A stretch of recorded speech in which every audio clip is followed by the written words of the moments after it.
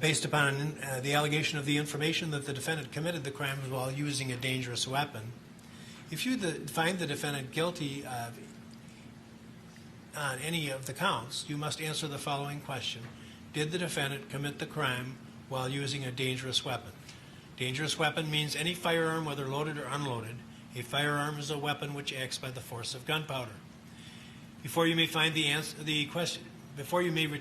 answer the question yes, you must be satisfied beyond a reasonable doubt that the defendant committed the crime while using a dangerous weapon. If you are not so satisfied, then the question must be answered no. In reaching your evidence, examine the evidence. In reaching your verdict, examine the evidence with the utmost care and caution. Act with judgment, reason, and prudence. The defendant is not required to prove his innocence. The law presumes every person charged with the commission of a crime to be innocent, and this presumption requires a finding of not guilty, unless in your deliberations you find that it is overcome by evidence which satisfies you beyond a reasonable doubt that the defendant is guilty. The burden of establishing every fact necessary to constitute guilt is upon the state. Before you may return a verdict of guilty, the evidence must satisfy you beyond a reasonable doubt that the defendant is guilty. If you can reconcile the evidence upon any reasonable hypothesis consistent with the innocence of the defendant, then you must do so and find him not guilty. The term reasonable doubt means a doubt based upon reason and common sense. It is a doubt for which a reason can be given, arising from a fair and rational consideration of the evidence or want of evidence. It means such a doubt as would cause a person of ordinary prudence to pause or hesitate when called upon to act in the most important affairs of life. A reasonable doubt is not a doubt which is based upon mere guesswork or speculation. A doubt which arises merely from sympathy or from fear to return a verdict of guilt is not a reasonable doubt. A reasonable doubt is not a doubt such as may be used to escape the responsibility of a decision. Examine the evidence and search for the truth, giving the defendant the benefit of every reasonable doubt.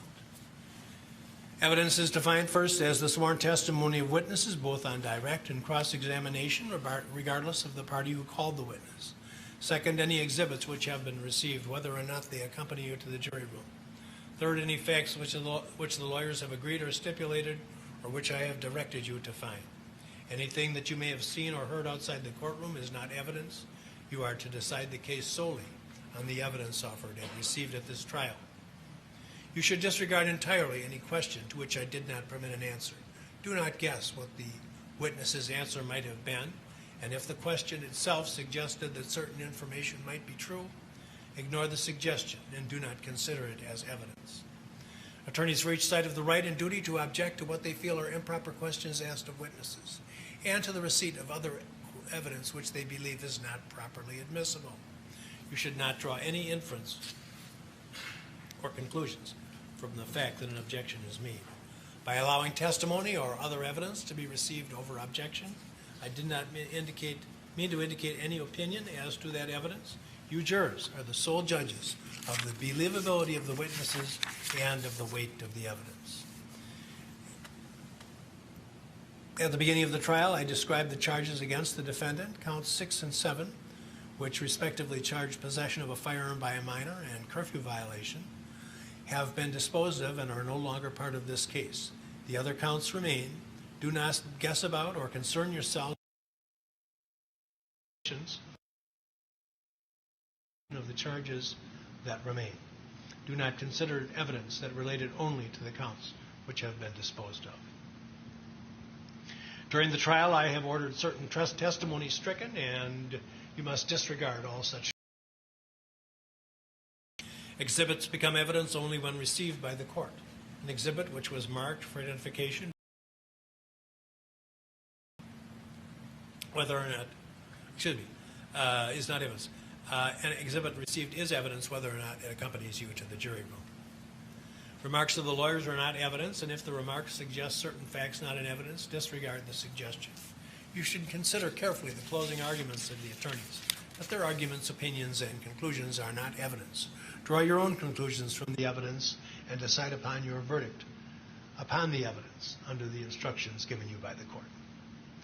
I have taken judicial notice of certain facts, and you are directed to accept them as true. The state has introduced evidence of statements which it claims were made by the defendant. It is for you to determine how much weight, if any, to give to any statement. In evaluating each statement, you must consider three things: whether the statement was actually made by the defendant. Only so much of a statement as was actually made by a person may be considered in evidence. Whether the statement was accurately restated here at the trial, whether the statement or any part of it ought to be believed. You should consider the facts and circumstances surrounding the making of each statement, along with all other evidence, in determining how much weight, if any, the statement deserves. The weight of the evidence does not depend on the number of witnesses on each side. You may find that the testimony of one witness is entitled to greater weight than that of another witness, and you may give it such weight in considering your verdicts. In weighing the evidence, you may take into account matters of your common knowledge and your observations and experiences in the affairs of life. Ordinarily, witnesses may testify only about facts. However, witnesses with specialized knowledge in particular fields may give opinions in those fields. In determining the weight that you give to these opinions, you should consider the qualifications and credibility of the expert, the facts upon which the opinions are based, and the reasons given for the opinion. Opinion evidence was received to help you reach a conclusion. However, you are not bound by any witness's opinion. It is your duty as jurists to scrutinize and weigh the testimony of the witnesses and to determine the effect of the evidence as a whole.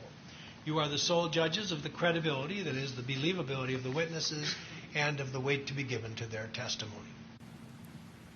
In determining the credibility of each witness and the weight you give to the testimony of each, you should consider these factors: whether the witness is interested or disinterested in the outcome of this trial, conduct, appearance, and demeanor on the witness stand, the clarity or lack of clarity of the witness's recollections, the opportunity which the witness had to know and observe the matters and things about which testimony was given, the reasonableness of the witness's testimony, the witness's apparent intelligence, bias or prejudice, if any has been shown, possible motives to falsify, and all other facts and circumstances during the trial which tend either to support or to discredit the testimony, and then give the testimony of each witness the weight you believe it is entitled to receive. The defendant has testified in this case, and you should not discredit his testimony just because he is charged with a crime. Use the same factors to determine the credibility and weight of the defendant's evaluate the testimony of other witnesses. There is no magical way for you to evaluate the testimony. Instead, you should use your common sense and your experience. In your everyday lives, you determine for yourselves the reliability of statements made to you by others, and you should do the same thing here. Evidence has been received that two of the witnesses in this trial have previously been convicted of crimes. This evidence was received solely because it bears upon their character for truthfulness. It must not be used for any other purpose. We're going to hear the closing. You know what? Does anybody want a break, even just a short one, or not? You want to go right into your discussion? Anybody need a break? Okay. We're going to hear the closing arguments of the attorneys now, and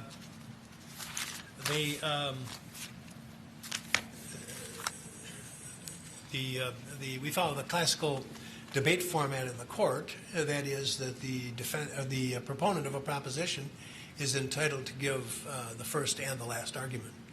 So Mr. Binger will address you first on behalf of the state, then Mr. Richards for the defense, and then after his remarks, one of the attorneys for the state will be addressing you on behalf of the state in rebuttal, limited to rebuttal of things stated by Mr. Richards during his presentation. The break, obviously, I'm not going to make you sit there for 5 hours. Unless you want to. So we'll break. I asked Mr. Binger while you were out of the room if he was comfortable with breaking his argument in parts, and he indicated he was. So at a time he thinks is appropriate, around noon, we'll take our lunch break, and then pick up this afternoon. And then after all of the arguments have been presented, I'll give you about 3 or 4 more minutes of instruction, and then we'll do our striking with the tumbler over there, and it'll be yours. So let me ask you. Do you have the pointer? Sisters. Which one do you want? The sisters. The sister's pointer, okay.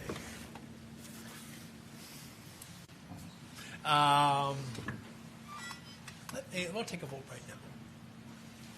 Supposing the case arguments are finished at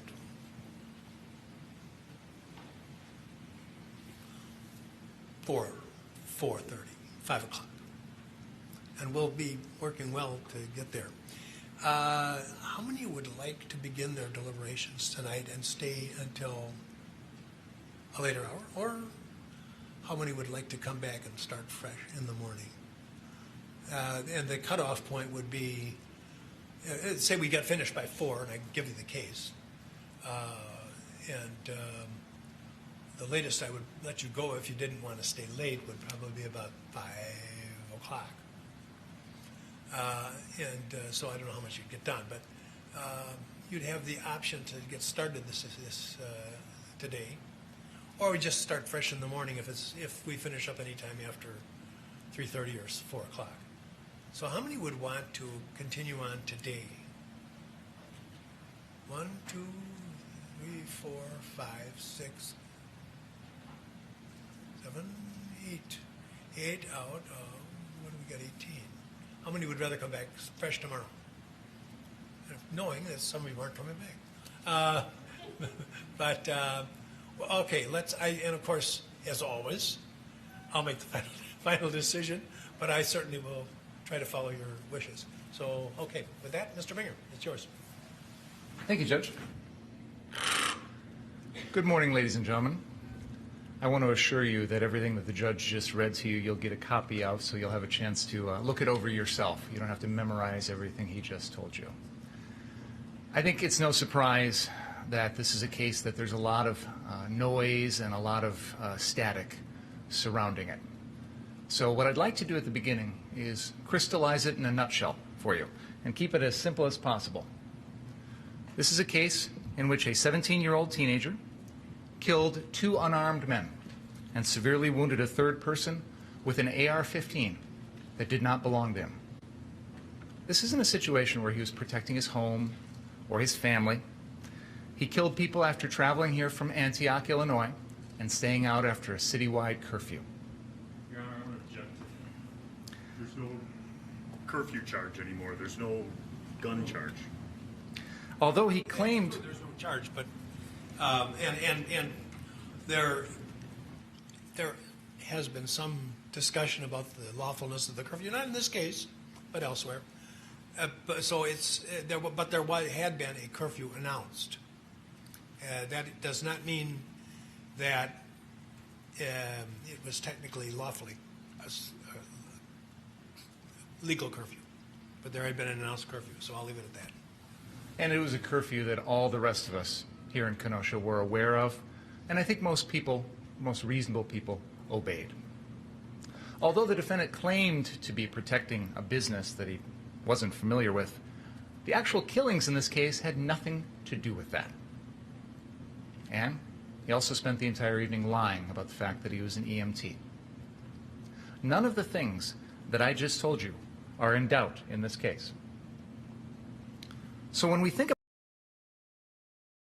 consider as you think about this case, what his true motivations were. Was this a situation where he sincerely cared about CarSource, even though he'd never heard of it, never bought anything there, never worked there, and not even its owners were out there that night protecting it? Was he genuinely interested in helping people? He ran around with an AR-15 all night and lied about being an EMT. Does that suggest to you that he genuinely is there to help? He's not there for the same purpose as the protesters. So why was he there that night? When you think about these things, I think there are some things that we can all agree on. In America, it's hard these days. People are polarized, and there's a lot of political issues back and forth. And the judge has made it clear this case is not about politics. There is common ground here. We have all agreed, and I asked you this 2 weeks ago today. Raise your hand if you agree life is more important than property. And all of you raised your hand. We also agree that no one person's life is more valuable than another. You don't get to kill someone simply because they're a drug dealer You don't weigh a pastor's life over a teacher's life. You don't weigh a police officer's life over an engineer's life. All life is sacred. I think we can also agree that we shouldn't have 17-year-olds running around our streets with AR-15s, because this is exactly what happens. And finally, I want you to keep in mind that we've all read stories and heard about heroes that step in to stop an active shooter or to give their life to save others. In fact, many people in Wisconsin went out and got carrying concealed weapon permits just so that they could be there in case there was an active shooter and wanting to stop them. So when you consider this case, look for the truth.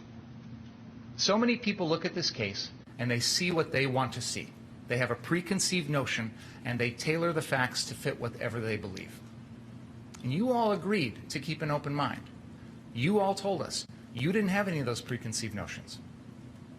Now you've heard the evidence, and it's time to search for the truth.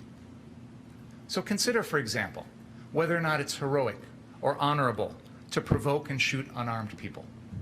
Consider whether it makes someone a hero when they lie about being an EMT. I think all of us are familiar with someone who does the sorts of things that the defendant has done.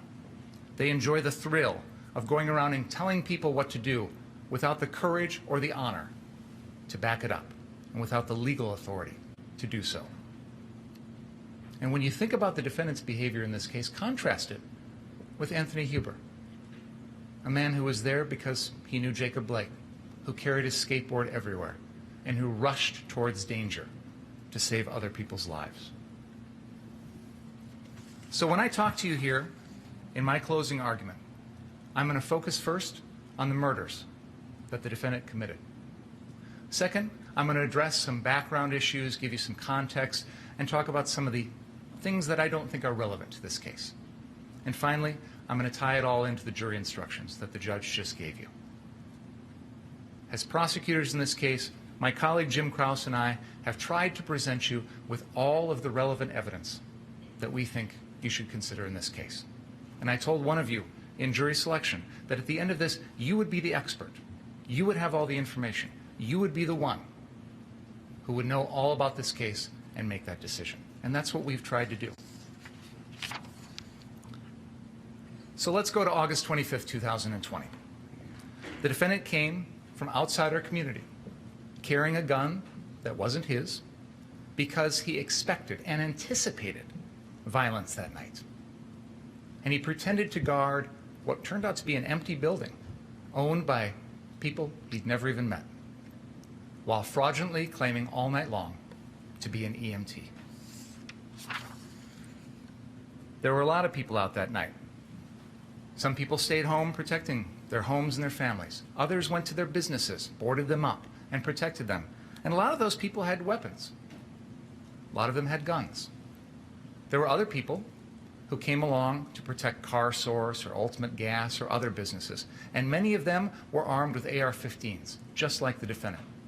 In fact, you're going to see a video, and you've already seen it, of a clash between people with AR-15s at Ultimate Gas and other folks that are, I guess, protesters. And there's people getting in people's faces. There's yelling, there's shouting, there's even shoving.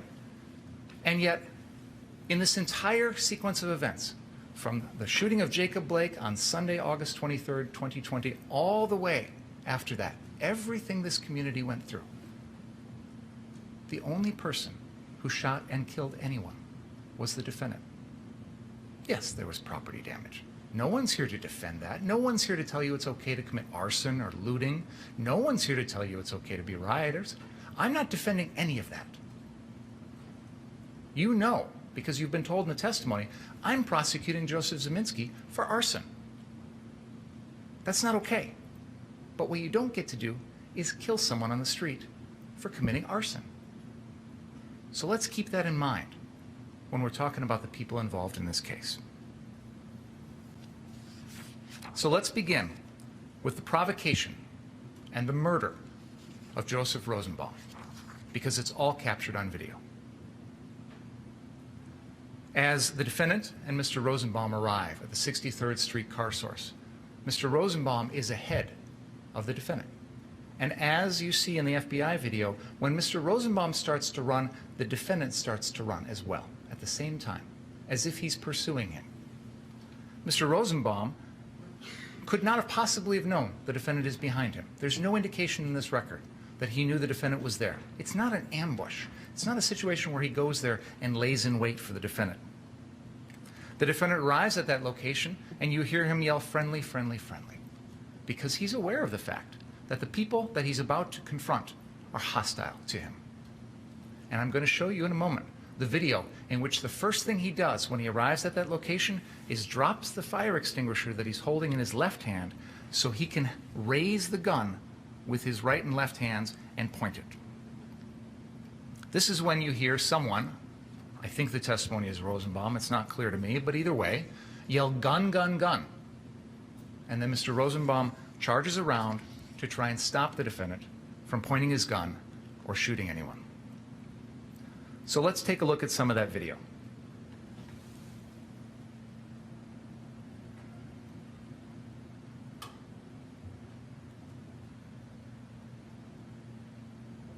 This is Exhibit 73, the full drone video.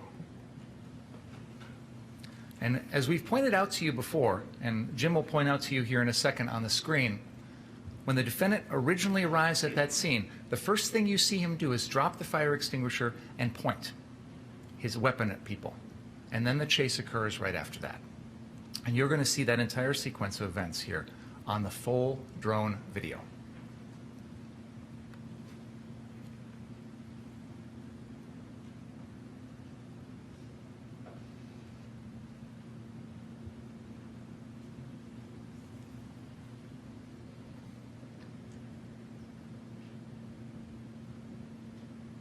The defendant turns as he's being pursued and points the gun at Mr. Rosenbaum.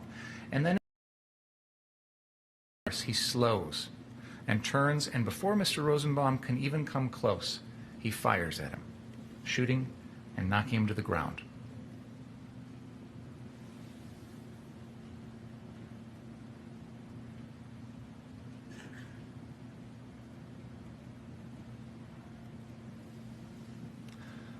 Now I'm going to show you the slowed down and zoomed in video of the defendant when he first gets there. And Mr. Krause is going to help me by directing your attention on the larger screen here to exactly where you will see the defendant.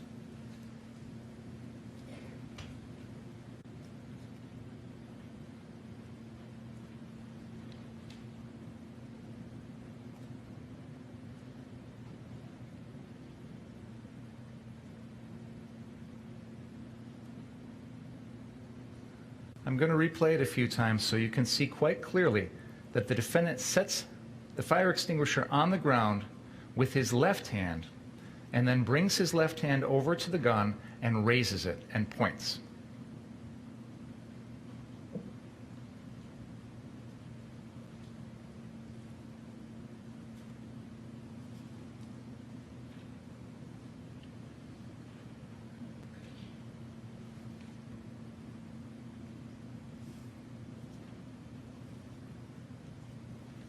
Guys, check the gun.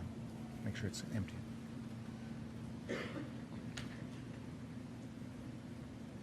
Under Wisconsin law, you're not allowed to run around and point your gun at people.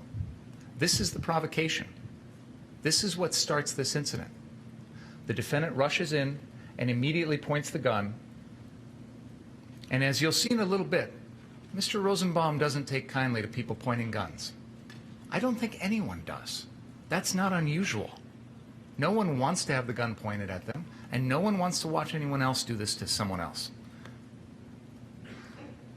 We have the gun. It is in evidence as exhibit number 28.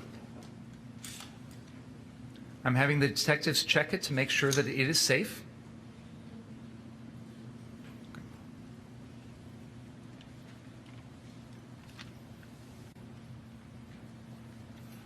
The defendant comes running in and drops the fire extinguisher on the ground like this. And then raises his left hand to the gun and points.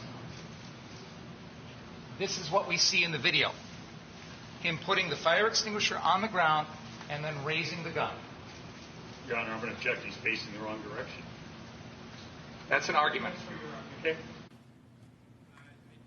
like to actually have, well, I'll leave it alone. So what you see in that video is his left arm reaching for the gun, holding it up.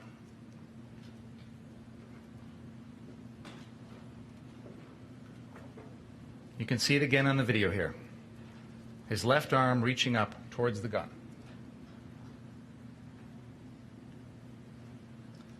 That is what provokes this entire incident. And one of the things to keep in mind is that when the defendant provokes the incident, he loses the right to self-defense. You cannot claim self-defense against a danger you create. That's critical right here. If you're the one who is threatening others, you lose the right to claim self-defense. Then we have the chase that occurs after that. And we have taken that drone video and we have slowed down portions of that chase for you. So what we have right here on the screen, this is Exhibit 84, and this is the middle portion of that incident. And you can see Mr. Rosenbaum chasing after the defendant, throwing that plastic bag, and then the defendant turns and points the gun back at Mr. Rosenbaum. And this is the moment in time when Mr. Rosenbaum essentially does sort of a little hop with both of his hands in the air. And the defendant has testified.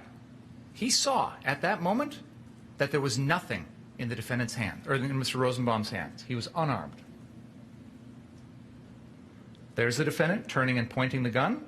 Mr. Rosenbaum leaps, his hands out to the air, and then watch here at the end. This is where the shooting occurs.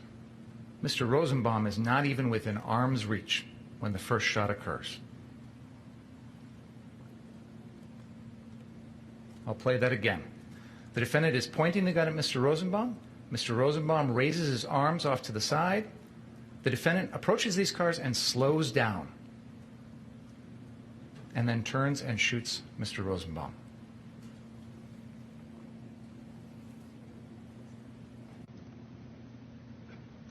Finally, I'm going to play you Exhibit 86.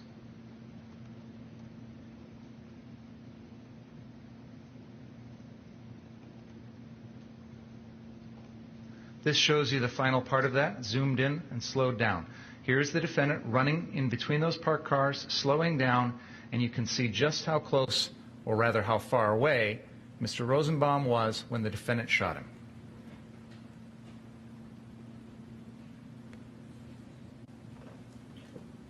You can see from this video that Mr. Rosenbaum is not even within arm's reach of the defendant when the first shot goes off. The defendant fires 4 shots in quick succession. And I'll come back to this in a moment, but you'll note during this entire sequence, it's the defendant who chooses where to go. He's the one who decides to run where he runs.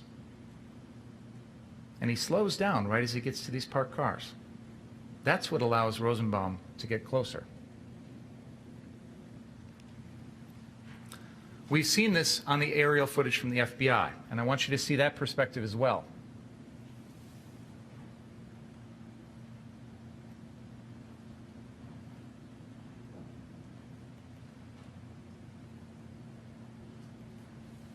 This is Exhibit 25.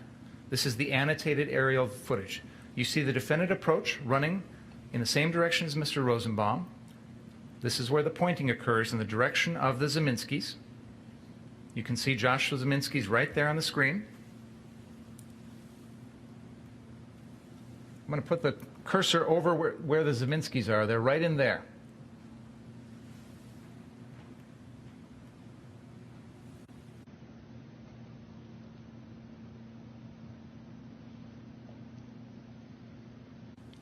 The defendant is pointing his gun right here, and he's pointing it in the direction of the Zeminskis, because they're standing next to that car.